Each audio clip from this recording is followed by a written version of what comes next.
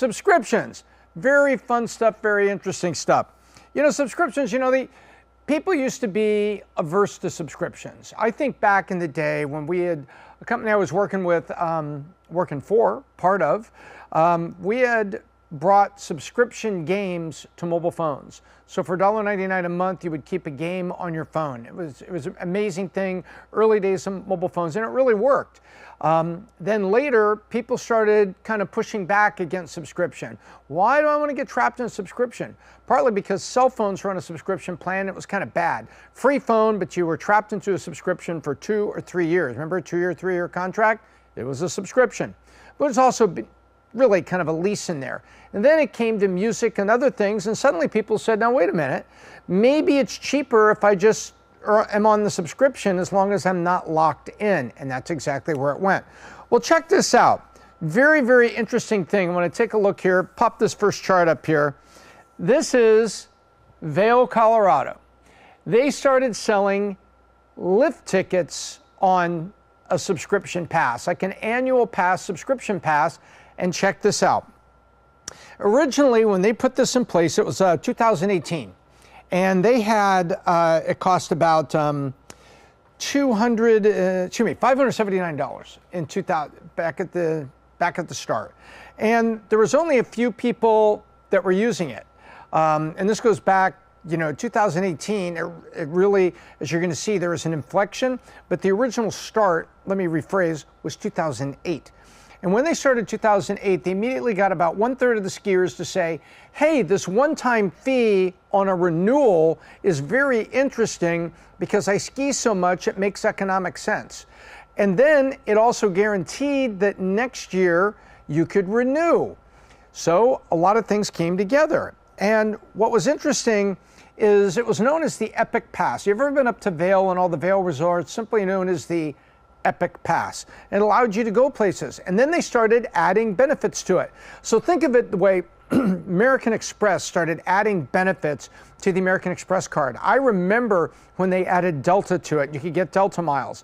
And then on the Platinum card, they added concierge service. You could call this concierge, it would help you with a florist. Then it was Amex Travel. You could just pick up the phone to somebody and they would look at all airlines, you didn't have to. And back in the day, before the internet, before you could go to Expedia and stuff like that, these things were pretty helpful.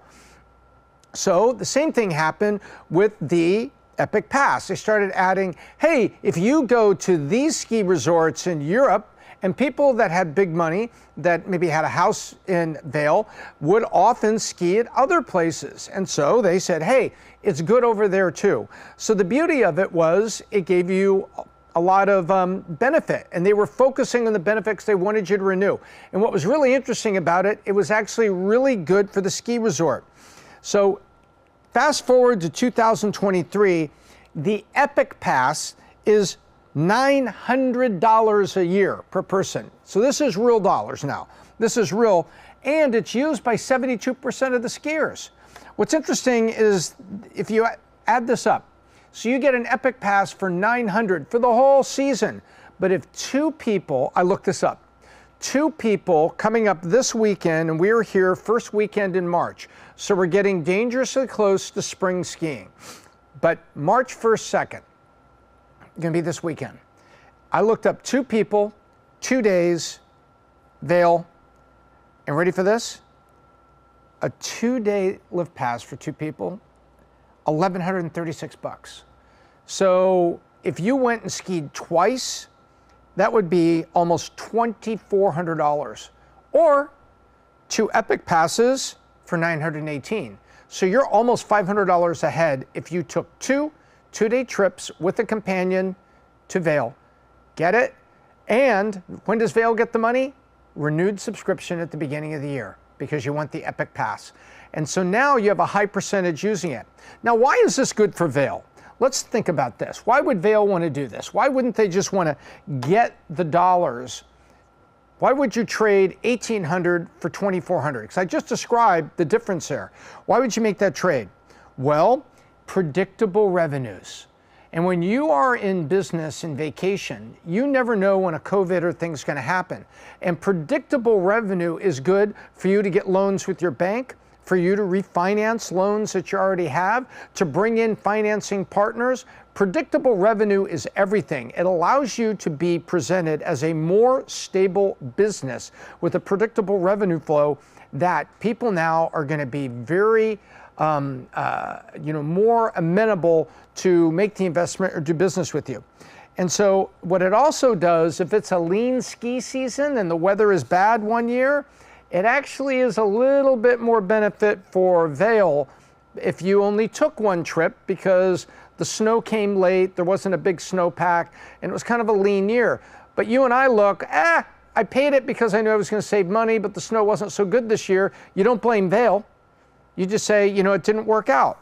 And so that's an example of now recurring subscription comes to an annual pass, makes it so much more predictable.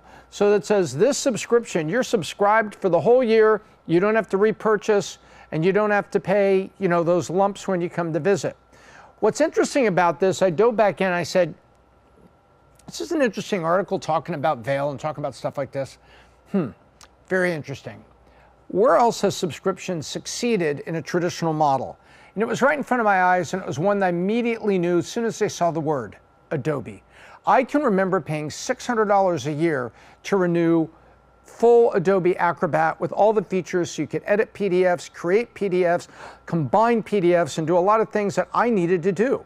It also would save a bunch of signatures for me. I could send things out for signature, on there, and I needed all of that for my consulting business. They changed it to Creative Cloud, and suddenly I was paying $34 a month or something. But I had no choice, and I renewed into it, and all of a sudden I noticed 34, 34, 34, 34, 34. I can remember one year that I did not upgrade the version on, Adobe. And so I paid $600 and I had the same version on my computer forever. And I would notice in there sometimes save as a smaller PDF. Oh, you want to save as version 8, version 9, version 10, version 11, or compatible with all past versions. Remember those days? Well, that's what I was doing with the original Adobe. And now with the subscription, it's always updating. And so I always have the newest current features. And now I'm predictable revenue for Adobe every month of every year. I don't necessarily take a year off and I don't upgrade it. Remember your friends who used to have Windows 95? It's like, good Lord, will you just upgrade it? Will you just update it? I don't want to pay $260 to Microsoft to do that again. Guess what? Microsoft did the same thing with Office. They went from almost $600 to Office 360, what is that, $24, $19 a month? I think it's $19, and if you get an email with live.com, it's like $25, something like that, give or take. But that's where it went to. And Gillette, remember you had to go you would go to the store and you had to have the guy unlock the case and get the razors out. It's like you used to say $35. Wow, you remember how expensive that was?